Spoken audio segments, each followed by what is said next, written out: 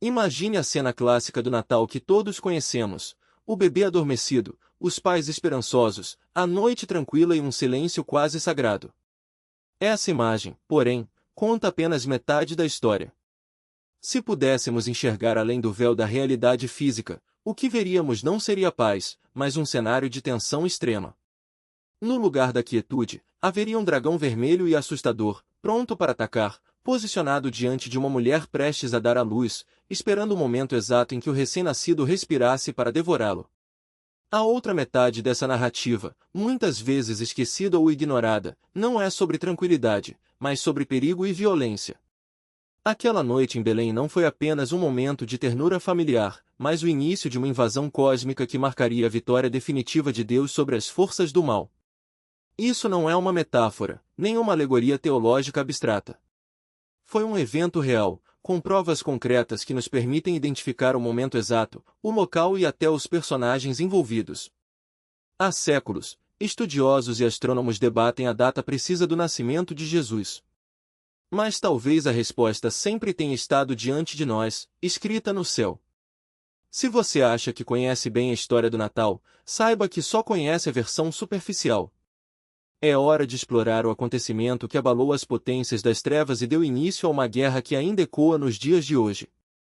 Antes de prosseguirmos, uma breve pausa. Se você trabalha com voluntários na igreja, confira o Serve.chart, uma ferramenta eficiente para capacitar sua equipe rapidamente e liberar tempo para o que realmente importa.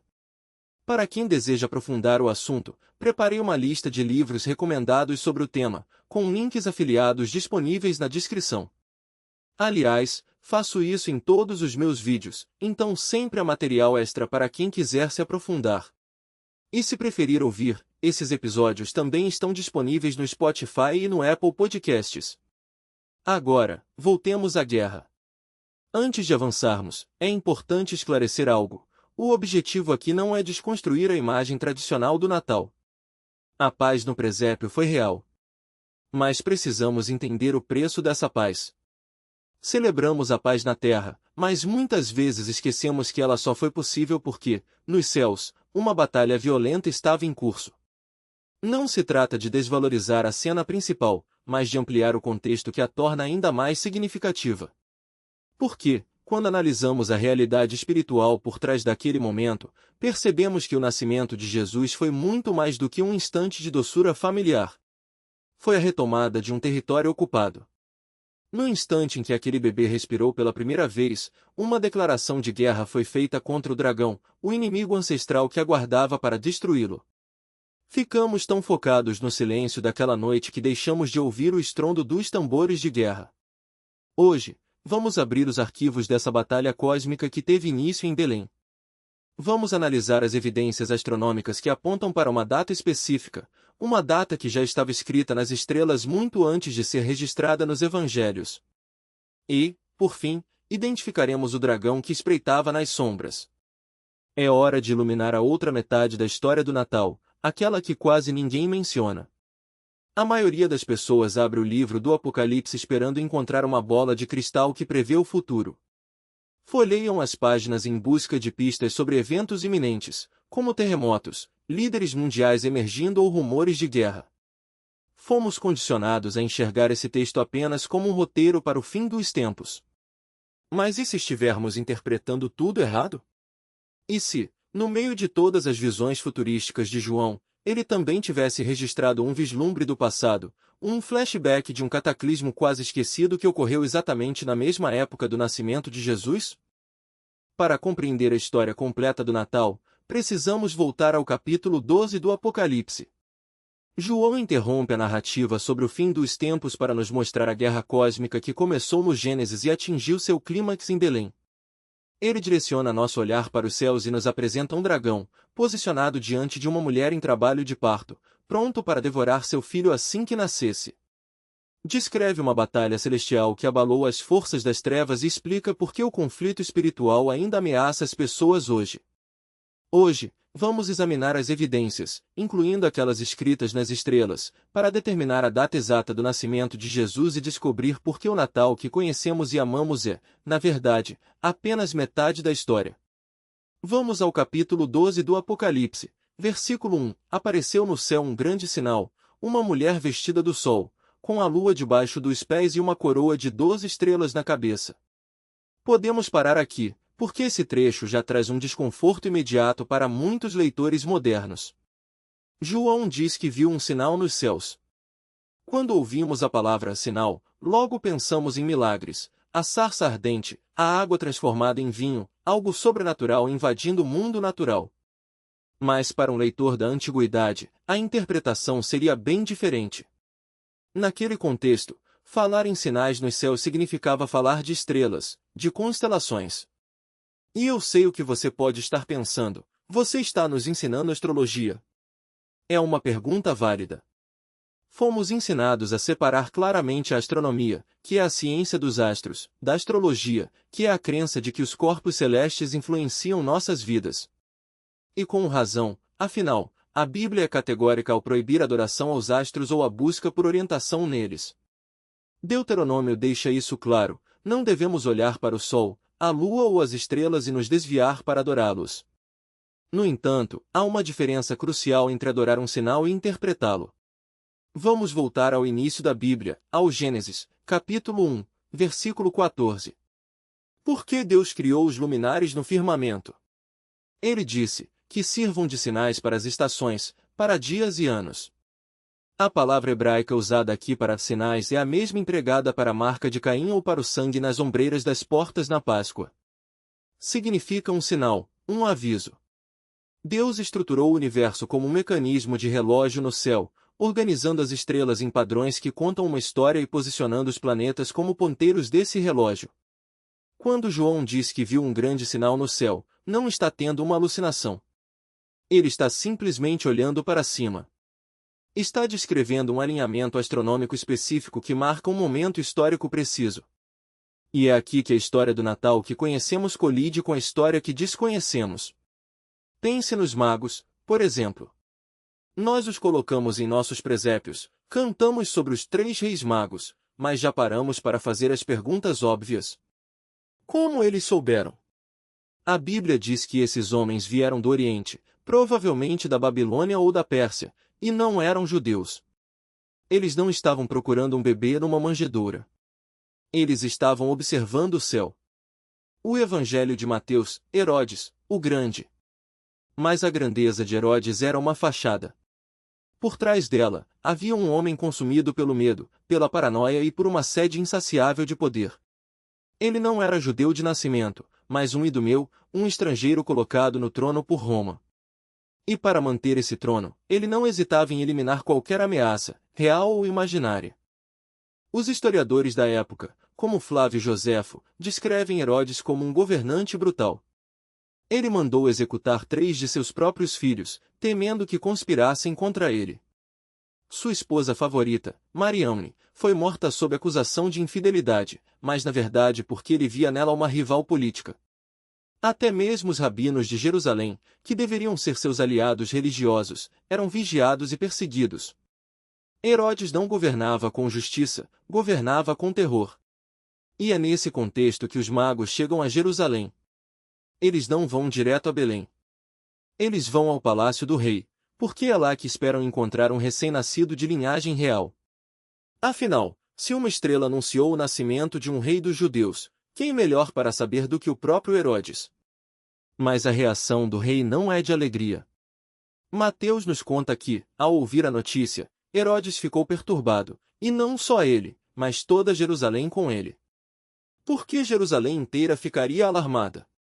Porque todos conheciam Herodes. Sabiam que, quando ele se sentia ameaçado, sangue era derramado. E agora, um grupo de astrônomos estrangeiros chegava anunciando o nascimento de um rival, um rei dos judeus.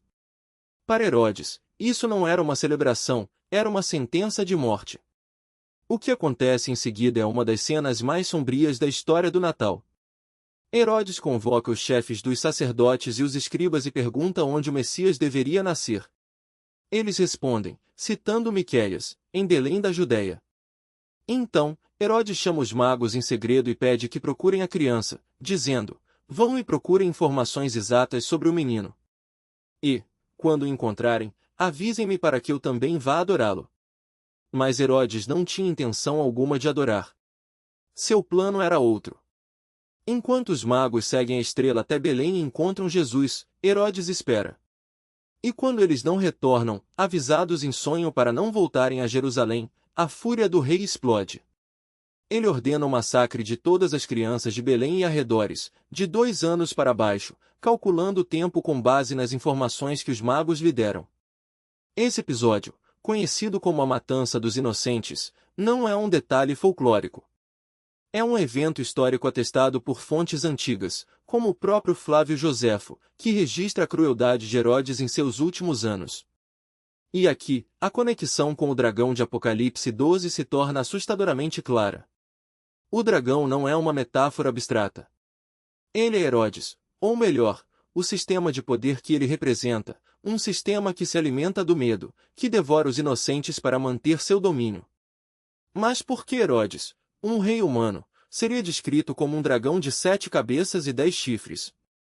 Porque, na linguagem profética, o dragão não é apenas um indivíduo. Ele é um símbolo de um império, de uma estrutura de opressão que se repete ao longo da história. As 7 cabeças representam os 7 impérios que, segundo a tradição bíblica, dominaram o povo de Deus: Egito, Assíria, Babilônia, Pérsia, Grécia, Roma e, antes de todos, o próprio sistema de violência que começou em Gênesis, quando Caim matou Abel. Os 10 chifres, por sua vez, apontam para uma aliança de poderes menores que sustentam esse sistema. No caso de Herodes, eram os líderes religiosos que o apoiavam, os governadores romanos que o mantinham no trono, os soldados que executavam suas ordens. O dragão não age sozinho. Ele precisa de colaboradores, de pessoas que, por medo ou interesse, se curvam ao seu jogo. E é aqui que a história do Natal se torna ainda mais surpreendente. Porque, apesar de toda a fúria do dragão, apesar de todo o seu poder, ele falha. O menino não é devorado. José, avisado em sonho, foge para o Egito com Maria e Jesus, escapando da matança. Herodes morre pouco depois, mas o Messias sobrevive. O dragão não consegue destruir o que Deus prometeu. Mas a batalha não termina aí. O dragão não desiste. Ele apenas muda de estratégia. Anos depois, quando Jesus inicia seu ministério, o mesmo sistema de poder volta a atacá-lo. Os líderes religiosos o acusam de blasfêmia. Roma o crucifica. E, no momento em que parece que o dragão venceu, que o Messias está morto, algo extraordinário acontece: a ressurreição. O dragão de Apocalipse 12 não é apenas Herodes. Ele é o medo, a violência, a opressão que se levanta contra a vida sempre que ela ameaça o status quo. Ele é o sistema que diz: não pode haver outro rei além de mim. Mas a história do Natal nos mostra que, mesmo quando o dragão parece invencível, Deus já escreveu o final. A criança nascida em Belém não veio para ser mais um rei no trono de Herodes. Ele veio para quebrar o trono do dragão. Vitória que muda tudo. O dragão, acostumado a devorar seus inimigos, descobre que, pela primeira vez, sua presa lhe escapou. E não apenas escapou, ascendeu. O menino de Belém, que parecia frágil diante do poder de Herodes, agora está sentado à direita do Pai, governando com cetro de ferro. Aquele que o dragão tentou sufocar no berço agora reina sobre todas as nações. É como se Deus dissesse: você quis matar o rei. Pois agora o rei está vivo, e você está derrotado. Mas o dragão não é do tipo que aceita a derrota em silêncio. Frustrado, ele volta sua fúria contra o alvo mais próximo, a mulher. Se não pode alcançar o filho, tentará destruir a mãe. E aqui, a linguagem de João se torna ainda mais simbólica. A mulher não é apenas Maria, a mãe de Jesus. Ela é Israel, o povo de Deus, a comunidade que gerou o Messias. Ela é a igreja, a noiva que carrega em seu ventre a esperança do mundo. O dragão, então, não se contenta em perseguir indivíduos, ele quer exterminar a linhagem inteira.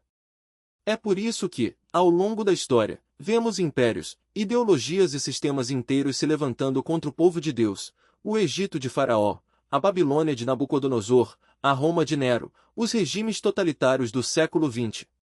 Todos eles, de alguma forma, repetem o gesto de Herodes: se não posso matar o rei, matarei seus filhos. Mas observe o detalhe crucial: a mulher não é deixada à própria sorte. Deus já preparou um lugar para ela no deserto.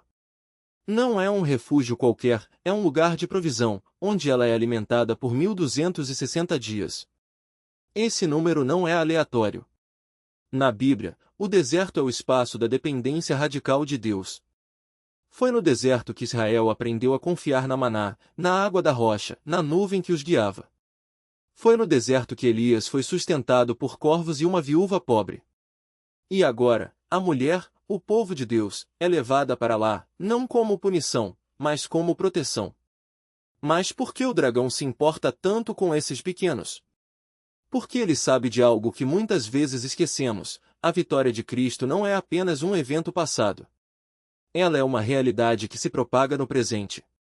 Cada vez que um discípulo de Jesus escolhe amar em vez de odiar, perdoar em vez de vingar, servir em vez de dominar, o dragão perde terreno. Cada vez que a igreja anuncia o evangelho, cura os enfermos, acolhe os marginalizados ou resiste à injustiça, ela está, na prática, esmagando a cabeça da serpente. É por isso que o inimigo não desiste. Ele não pode tocar no Cristo ressurreto, mas pode tentar sufocar sua influência no mundo. E é aqui que a história se torna pessoal. Porque, se você está lendo isso, você faz parte do restante da sua descendência. Você é um dos que guardam os mandamentos de Deus e tem o testemunho de Jesus. Isso significa que, em algum momento, o dragão também virá atrás de você. Não com exércitos ou espadas, necessariamente, mas com mentiras, distrações, medo, desespero. Ele sussurrará que você não é bom o suficiente, que Deus o abandonou, que a fé é inútil. Ele tentará convencê-lo de que o mundo é grande demais, o mal é forte demais, e que sua pequena luz não faz diferença. Mas lembre-se, o dragão já perdeu.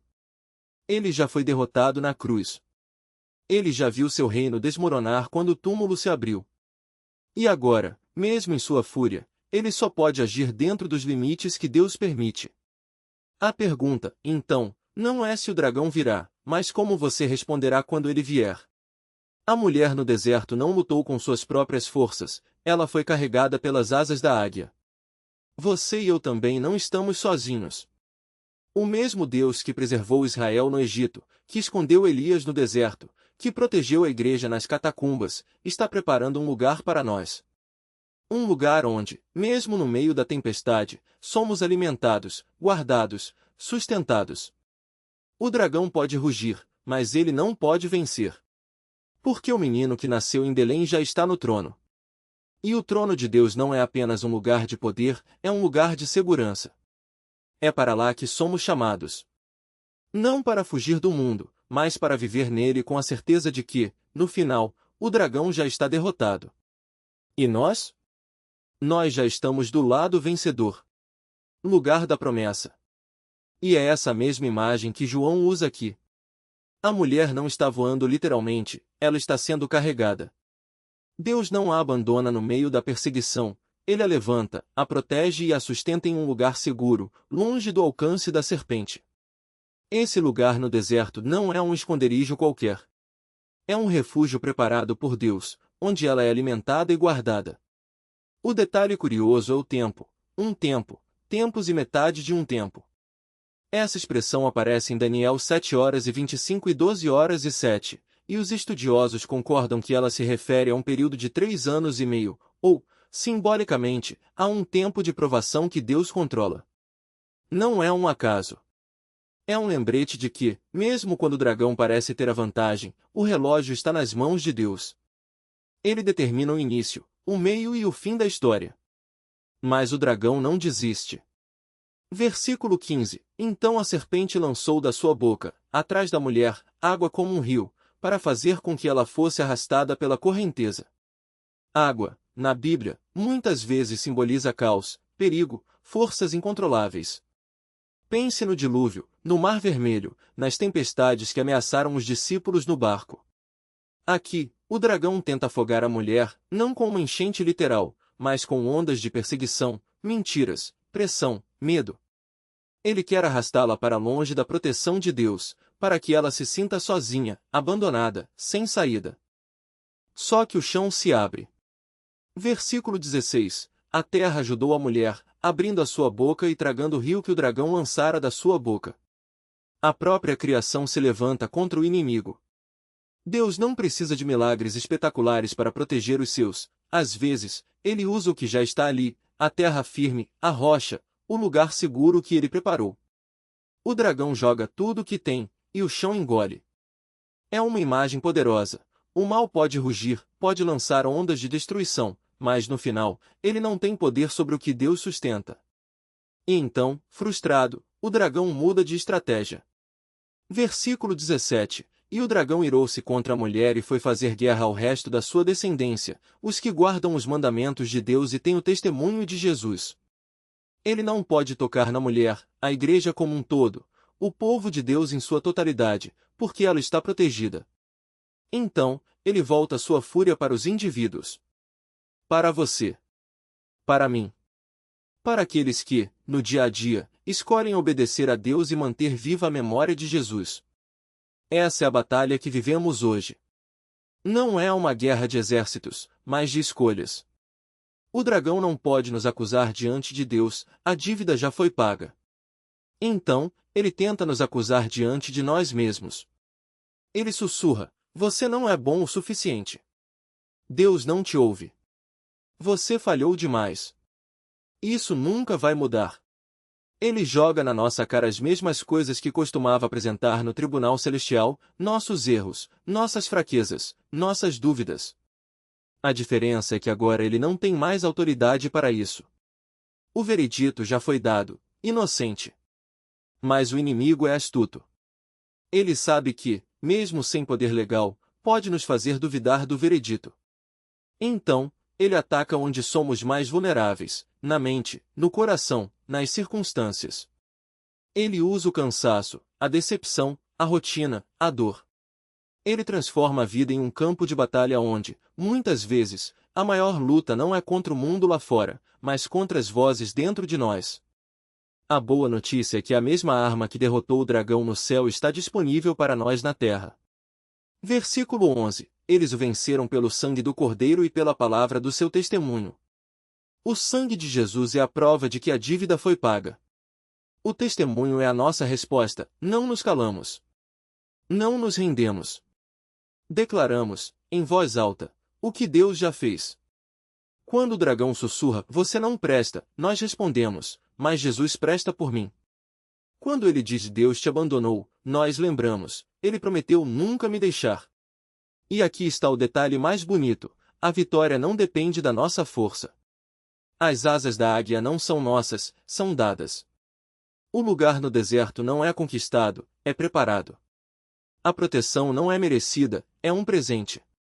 Deus não nos pede para lutar sozinhos, Ele nos pede para confiar. Para voar, mesmo quando não vemos as asas.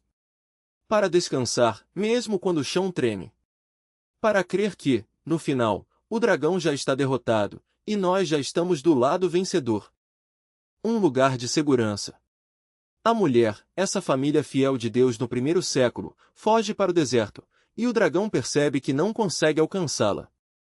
Ela se move rápido demais. Está sendo carregada por algo que ele não pode competir. Então, ele muda de estratégia. Se não pode pegá-la, tentará afogá-la. O versículo 15 diz: e a serpente lançou da sua boca, atrás da mulher, água como um rio, para fazer com que ela fosse arrebatada pela corrente. Aqui, mais uma vez, precisamos decifrar os símbolos.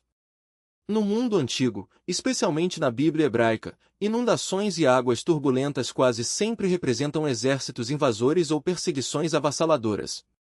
Isaías 8 descreve o rei da Assíria como uma enchente que sobe até o pescoço. O Salmo 18 fala das torrentes de destruição que ameaçam engolir a alma. O dragão não está cuspindo água literal, está soltando uma enxurrada de violência. Ele incita nações, poderes políticos, sistemas humanos de controle para varrer do mapa essa nova comunidade messiânica. Hoje, quero que você veja a história do Natal pelo que ela realmente é. Sim, é um bebê e uma manjedoura. Mas é também a invasão que quebrou as costas do dragão. É a história do rei que desceu para resgatar sua família. Um rei que expulsou o acusador do tribunal e preparou um lugar seguro para nós.